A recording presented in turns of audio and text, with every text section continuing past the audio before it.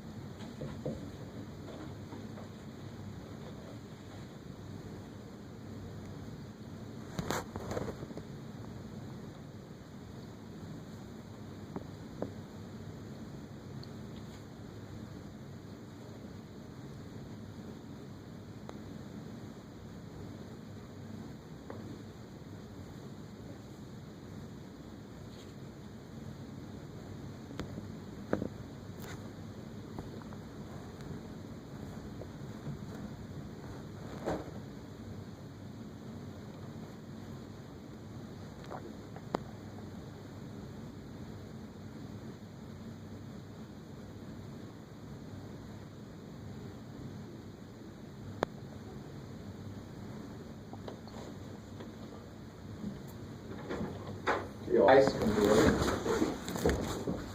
Dayton Justice Court is back in session. Please be seated. Good afternoon. Thank you. Let the record reflect that Dayton Justice Court is back on record. Today's date is Wednesday. It is January 8th, 2014. This is the time set for trial scheduled this afternoon. Is it Raquel Gonzalez Rivera? Yes. Okay. You are here, case number 13, TR 2702, trial scheduled this afternoon at 2 p.m. Ladies, gentlemen, is this going to go to trial? Yes, sir. Are there any motions before this court before we prepare and before we start the trial? Your Honor, maybe permit to make a motion for the exclusionary rule. Okay, the exclusionary rule. Any objection to the exclusionary rule? No? Okay, all right. So do you have any witnesses here today? No? Okay. What the exclusionary rule is, just so that I can give you a little information, it means that anybody who's planning on testifying today's date will be removed from the courtroom. How many witnesses do you have? One, Your Honor. Okay. So since there's only one witness for both sides, then I'm not going to exclude anybody. But the exclusionary rule is to exclude additional witnesses from the courtroom unless they're testifying. Okay? All right. Now, did you have an opportunity? I know you're here and you're not represented by counsel, but I do hold you at the same standards as I would an attorney. Did you have an opportunity to research and to know the process? Somewhat. Somewhat? Okay, well, let's see how well you do. I will help guide you in some of the cases since you are a pro se litigant. So what I'm going to tell you is I'm going to give you a little bit of advice of procedure, okay? So what happens is that once a witness is called, the state starts with direct examination.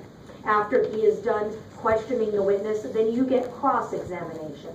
After cross-examination, there's redirect, then recross. After we are done with the witnesses, then closing argument. The state starts with the closing argument. You are able then to give your closing argument, but the state has one more opportunity. So the state gets to talk twice, but defense counsel only gets to talk once. So when you do your closing argument, make sure that you're hitting all the points necessary for me to rule on your behalf, okay? Any questions? All right, let's go ahead and start. Mr. Reichenberg, call your first witness. Thank you, Your Honor. Trooper Mary Barnes. Ms. Barnes, if you could come on in by the witness stand, but prior to sitting down, be sworn in by the court clerk. Do you solemnly swear that the testimony you're about to give will be the truth, the whole truth, and nothing but the truth, so help you God? I do. Thank you. And Trooper Barnes, I guess first if you could give us your full name, please. Larry Barnes. And you work for Highway Patrol, is that correct? Yes. How long have you been employed with Highway Patrol? Since January of '97. As part of your employment with Highway Patrol, are you trained in the use of radar for use as far as traffic control, traffic safety? Yes. And is that a certification process or? how Yes, does it that work? is. Go for the radar class, get certified. And if you could please describe that for us, what are the steps in getting certified in radar? It's, I think it was I want to say 3-day class, I can't remember exactly how many days, but go through the classroom part of it, they basically explanation of how radar works, and then you have to do 100 estimations of speed for vehicles, moving, stationary, coming toward you, coming from behind you. And when you say estimation, I guess is that just like a visual estimate, so you can estimate how fast Correct. cars are going? You have to visually estimate the person's speed within 5 miles per hour.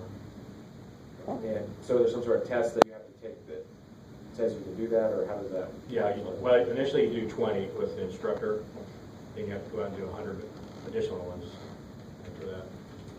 And then as far as the radar, how does the radar come into play with that? Do you, as far as the visual estimation of the radar, how does that enter? I do my visual estimation, and then I turn on radar. Radar confirms the speed of vehicles.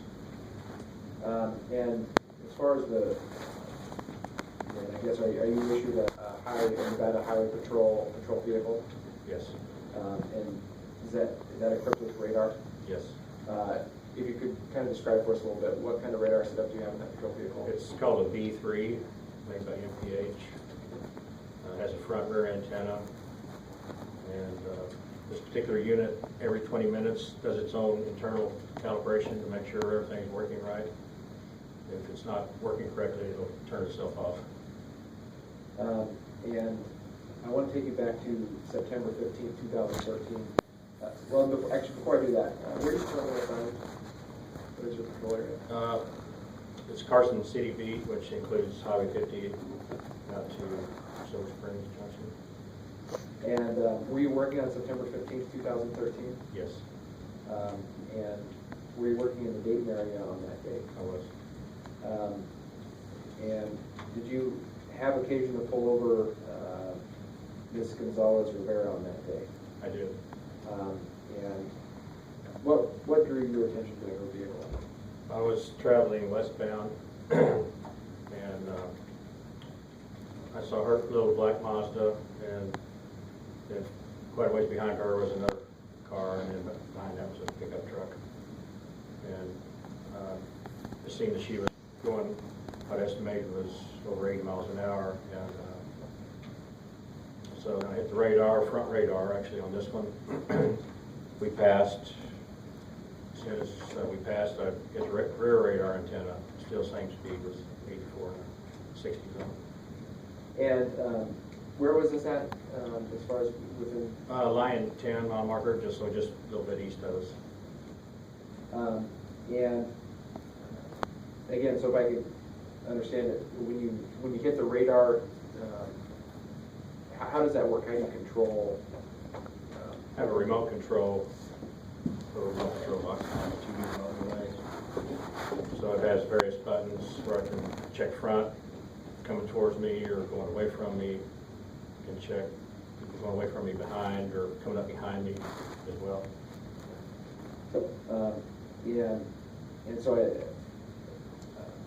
think I heard you say that you confirmed her with, you estimated over 80 and then you confirmed that it's about 84, is that right? Yes, correct. And at that point, did you initiate a traffic stop? I turned my lights, made a U-turn, and caught up to her. She turned in on Occidental and pulled up by the Mexican restaurant there, by your office. And did you make contact with Ms. Gonzalez or that? I did. And how did you identify her? With her, she didn't have her driver's license with her, so asked for her name, date of birth, height, and weight. And were you able to confirm that through dispatch? Yes, I had dispatch run check on it. I got her driver's license And at that time, you decided for, I guess, 1 to 10 over, is that correct? Correct, I dropped her down from 84 down to 70 and 60. Drive this and pass it on. Okay, thank you. Go ahead, Ms. Gonzalez. Mr. Barnes? Sure. On September 15th, do you remember anything specific about my vehicle? If it had rims on it or bad tinted windows, anything like that? In the first visit of my vehicle? I don't remember how darkly they were tinted. We had a dark colored car, Mazda 3. Do you remember the level of traffic that day? It was fairly light. At the time you were coming, at least. Sometimes there's variances in the traffic, but Okay, so is it possible that there was vehicles traveling in front of me and behind me? Fairly close to me? no one very close in front of you. There's, like I said earlier, there was a car and a truck behind you several hundred feet. And how do you, when you visually estimate someone's speed, how's that process work? I look at the car and I estimate the speed. In your case, I estimate you right at 80 miles an hour. Do you count the seconds between any 2 points, or? No, it's just a visual estimation of what you're doing. And about how many feet away was I when you first observed me? You were probably good at least 700 feet. And for how many seconds did you observe me? Well, until we passed, and then when we passed, like I said, I turned on the rear radar to watch and see if you're going to slow down at all. Do you recall how many seconds that might have been? At that rate of speed, you're traveling 90 feet per second. It's 60, I think it is. And do you recall? So it's a few seconds. You testified that you turned on the rear antenna and still got a reading of 84. Correct. And when we passed each other, do you recall about how far that was from Occidental? Well, it was Occidental is mile marker 11, so we were around 10, so 10 a mile probably.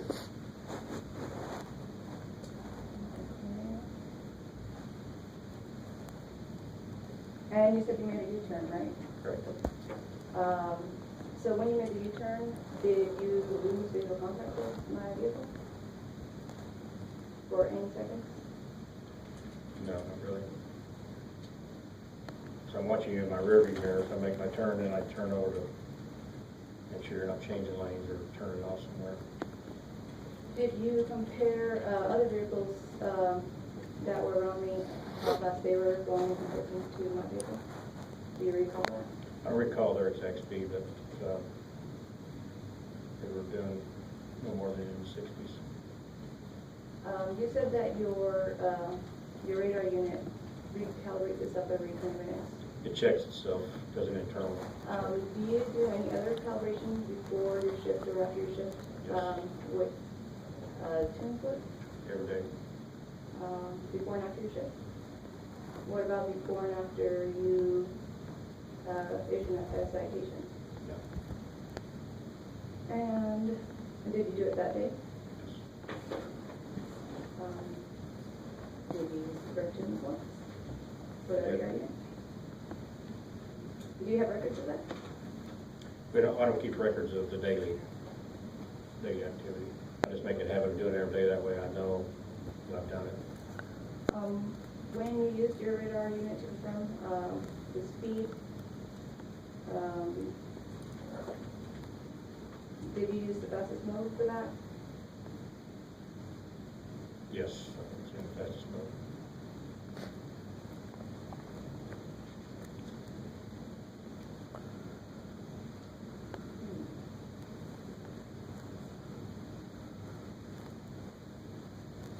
Do you recall what I was wearing that day? Pajamas. Do you recall if anybody was in the vehicle with me? I believe that gentleman with you might have been with you. I know you had another male occupant. Do you Yeah, the- recall anything I said to you besides my personal information? You didn't say a whole lot. At the end of it, I remember asking if you had any questions on anything before we departed, and you said, no, it's pretty clear. Do you recall the temperature that day or how the weather was that day? It was clear. Do you recall if it was fairly hot, warm, cold? It wasn't overly hot or cold, either one that I can recall.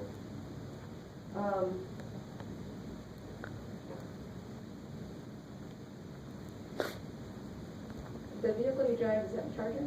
Yes. Is it a 2010? No. Okay. What year is it? 2008.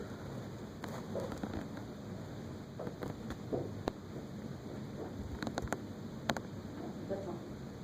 Thank you. Redirect? I just want to be right.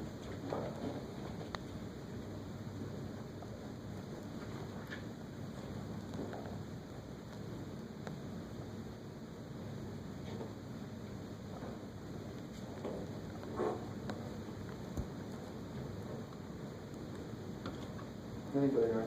Okay, thank you. Is this witness subject to recall? I'm going to state, Your Honor. Trooper, thank you for appearing here at the Dayton Justice Court. You are admonished not to discuss your testimony with anyone. Thank you, sir. Is that all the witnesses for the state? Yes, sir. Okay. Now it's my turn to ask you if you have any witnesses, and you already indicated that you do not. However, you can testify on your own behalf, but I've got to talk to you a little bit about that. You have the right to remain silent, and if you choose to give up your right to remain silent, then you can testify on your own behalf.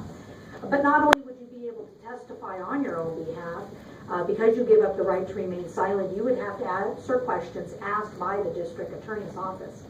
Are you giving up your right to remain silent and testifying on your own behalf?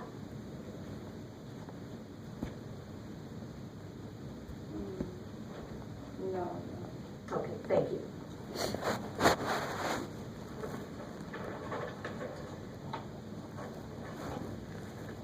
Closing argument, please. Yes, Your Honor. In this case, we were testified on September 15, 2013, at about mile marker 10, within the Dayton Valley Township, that he observed this, as always, driving a black Mazda. We observed Mazda 3, that the video estimator over 80, and radar confirmed at 84. Twice, once on the front moving and once on the rear moving, they issued a citation for 70 over. I think it was clear from the testimony today that the trooper identified Mr. Gonzalez as the driver, although there was no personal vehicle, that he had never lost visual contact as far as it's not like it was time to turn out and someone else jump in there. That he identified her. I believe he said that he called she was wearing pajamas when she was speaking with him. Therefore, we asked that I was a speeding violation. Thank you. Thank you. Closing.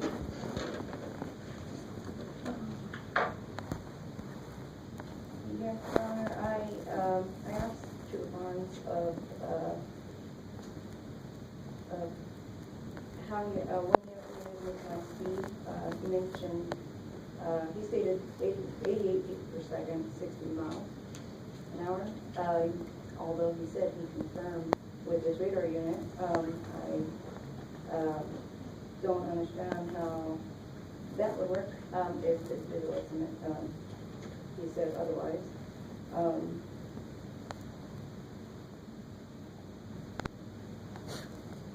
And I don't believe I was speeding that day. I just don't find it in myself that I would do it.